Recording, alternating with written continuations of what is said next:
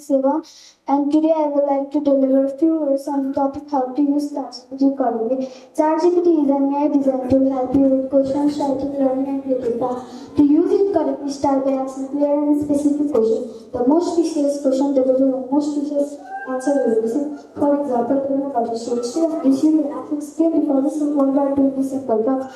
Next, it is important to check and verify the information that GPT provides. While it is most useful and accurate answer, it can make mistakes sometimes. Always cross-check is important for homework, projects, or presentation.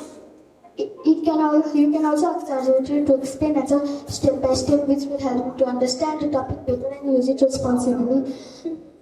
Finally, use ChatGPT daily and creatively. While it is most useful and accuracy answer, it can make mistakes sometimes. Always cross-check is important for always cross. Check is important. Finally, use ChatGPT daily and creatively. While it is most useful and finally use ChatGPT daily and creatively. It can also help you with questions, essays, practicing language, solving math problems, or generating ideas or stories.